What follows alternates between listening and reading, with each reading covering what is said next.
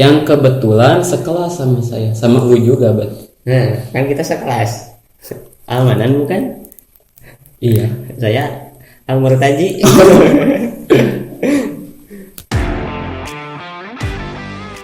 Kali ini kalian sedang mendengarkan PNMD Podcastna Mang Dimas di channel Rangkulan Kasih. Selamat mendengarkan.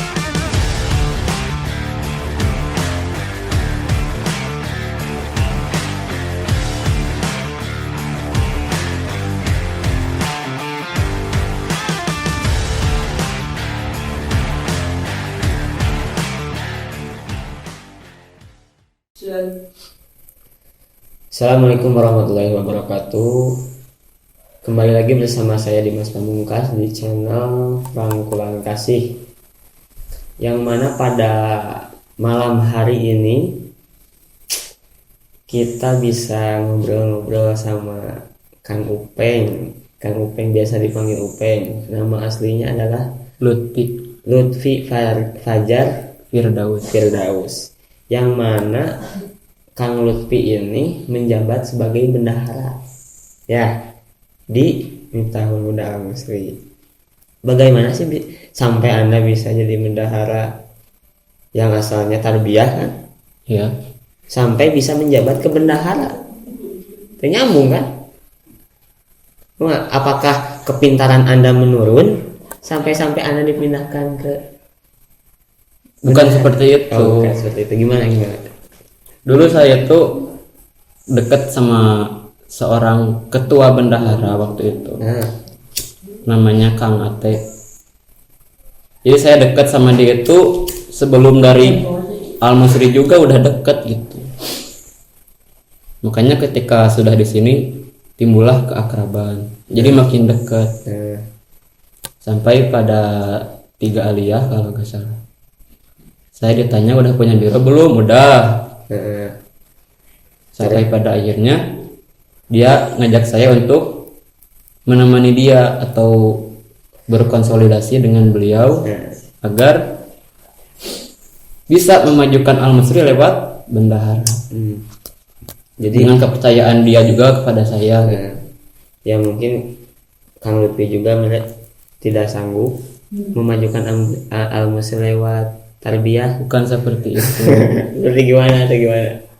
Ya saya gimana bagus yang atas saja. Nah, gitu. Kemudian si Akang Ate mah geus sudah nempokeun ya karakter maneh itu.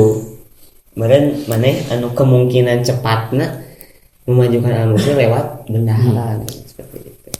Nah, jadi kalau lebih ini bendahara di Al-Musri. Tapi gimana sekarang kemajuan bendahara? Alhamdulillah. Apa sekarang saja? ada Wadi'ah. Wadi'ah itu sejenis tabungan unit simpan pokok di Al-Musri. Yang dulu kan pernah ada namanya WSP. Namun pada akhirnya gak jalan, entah apa yang terjadi di sana saya gak tahu. Yang pasti sekarang dibuat lagi yang namanya Wadi'ah Al-Musri. Wadi'ah Al-Musri, yaitu kemanfaatannya apa diadakannya Wadi'ah? Banyak sih, diantaranya ya agar keuangan di Al-Musri itu dapat terjamin keamanannya.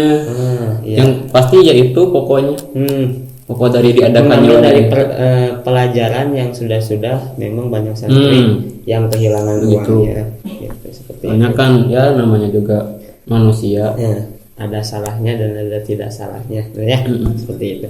Tapi ngomong-ngomong, saya pernah dengar nih dari teman saya bahwa Kang Lutfi ini mengalami cinta segitiga. Ini sangat menarik untuk dibicarakan soalnya takut keliru, supaya orang-orang itu dengar keputusan atau dari klarifikasi dari Kang Upeng. Siap. Bagaimana awalnya? Dari awal ini? Dari awal bisa. Dari awal banget. Siap. Awalnya itu ini udah lama banget loh. Udah 5 tahun yang lalu. Jarang-jarang ini diceritakan ya, di podcast Rangkulan Kasih spesial buat Anda. Sorry nih ya kalau gua lupa sedikit. Nah, Jadi dulu itu waktu pertama kali gua masuk ke sini, ke pondok pesantren ini, nah, kenal sama seorang mubalighah, nah, bisa dibilang penceramah, tapi Ya. dia perempuan. nah. Beliau pernah manggung di kampung saya.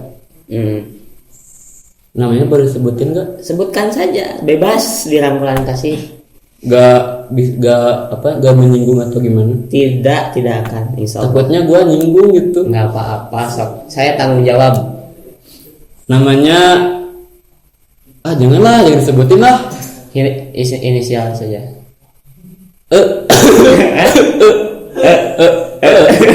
Iya ya tuh inisialnya soalnya dalam bahasa Indonesia ada kan? Ada UE. Nah gitu. Inisialnya Ustadzah lah kita sebut ustadzah. Bu ustadzah. Bunda, saya kalau nyebutnya bunda. Ya. Iya soalnya kan ya tahu sendiri lah gimana biar akrab gitu kan, biar namanya. Karakter seorang bunda kepada Itu. Jadi bunda itu ya udah kayak ibu saya sendiri lah. Saya curhat, ada keluh kesah apa suka dicurhatin sama beliau. Itu ketika saya sudah masuk Al-Musri. Sebelum saya kesini itu emang udah kenal, cuma gak sedekat sekarang gitu. Ya. Beliau itu punya anak di sini. Anak didik. Anak kandung. Oh, anak kandung. Berarti sudah menikah. Ya udahlah. Oh iya. Anak kandung yang kebetulan sekelas sama saya, sama lu juga, Bat.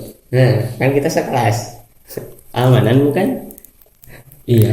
Saya Al-Murtaji. Sekelas. Oh, jadi anaknya bunda teh sekelas sama kita. Iya. Dan waktu itu aku belum tahu kalau dia itu punya anak di sana di Al-Musri. Kebenaran pisan. Tahu nate dari ibu gua. Jadi si bunda itu temenan sama ibu gua. Nah, otomatis lah berteman sama gua juga. Ya gak? Terus Sampai pada akhirnya dikenalin lah di salah satu postingan ya si bunda itu dilihat sama ibu gua bahwasanya di sana ada anaknya yang menuk di sini. Sampai pada akhirnya dikenalin lah. Kata ibu gua. Katanya si bunda itu punya anak di sini di Al-Musri. sama. Itu waktu gua 40 harian kalau nggak salah. 40 harian di sini. Pulang dikenalin. Wah, masa? Pas dilihat, oh ini dikasih tahu nama FB-nya. Terus aku dia. Ditelusuri Telusuri dulu dong. Lihat gimana. Kepoin. Iya, pasti stalking. Stalking. Belum dikonfir tuh si itunya itu belum pulang. Masih di sini, Al-Musri. masih di Al-Musri. Sampai pada libur panjang waktu satu ibtidah. Setelah dia udah pegang HP, aku juga udah pegang HP. Mulailah di sana terjalin silaturahmi. Ta'aruf, boy. Berawal dari silaturahmi. Berawal dari ibunya. Berawal dari ibunya. Iya. Yang berujung silaturahmi. Ya. Ujungnya silaturahmi udah weh. Gini dulu. Ya kita udah awalnya biasa temenan dekat cetak. Sampai gua timbul perhatian lah sama dia. Ingetin kapan waktunya makan, kapan waktunya sholat, kapan waktunya kita beribadah.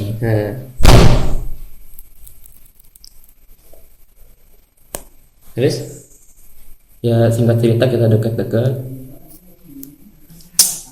timbullah sesuatu yang dinamakan cinta, boy. dengan proses yang segitu simpel timbul lah rasa cinta. Karena gini, gue berpikirannya waktu itu gue deket sama ibunya kan, itu yang jadi tolak ukur aku cinta sama dia itu ibunya gitu. Salah satu di samping dekat dengan anaknya, Kang Upeng juga dekat dengan ibunya. Nah, jadi berpikiran yang ada di pikiran itu, wah ini jodoh teh ini nih gitu. Dulu gue berpikiran seperti itu. Soalnya ya udah deket sama orang tuanya. Itu yang jadi alasannya. Geus babari lah geus bunang kolot nama budak nage gitu. Tapi setelah Kang Upeng memberi perhatian, menimbulkan rasa cinta di diri Kang Upeng, tanggapan dari si wanita itu bagaimana? Responden sih. Awalnya baik, positif. Cuma aku belum ngenyatain tuh yang namanya cinta masih ada dalam diri. Belum diungkapkan. Iya. Selang beberapa lama ya nunggu beberapa semester lah, barulah gue nyatain perasaan gue. Cuma waktu itu ya namanya masih anak kecil. Kelas berapa sih? Satu sanawi. Sebelum putus sanawi berarti 2 ibtidah loh. Ibad panjang 2 ibtidah itu. Berarti 6 bulan. Aku memberanikan diri buat nyatain perasaan. Ya kalau gak salah 2 ibtidah sih. Terus memberanikan diri untuk menyatakan perasaan kalau aku itu suka sama dia. Cuman ya namanya masih masih bocil lah di sini. Masih takut sama peraturan. Itu dulu itu umur 16 tahun ya waktu masuk ke sini. 15. Oh 15 ya? 15. Oh kalau saya 16, beda 1 tahun sama kamu. Umur 15 itu masih kecil lah, bilang kecil. Sama ceweknya juga ya yang namanya cewek tahu lah, takut sama peraturan. Jelas. Tahu kan peraturan di sini kayak gimana. Itu yang ditakutkan sama dia itu peraturan. Makanya ya kita komitmenan lah untuk saling sayang tanpa ada hubungan. Kali ini kalian sedang mendengarkan PNMD Podcastna Mang Dimas di channel Rangkulan Kasih. Selamat mendengarkan.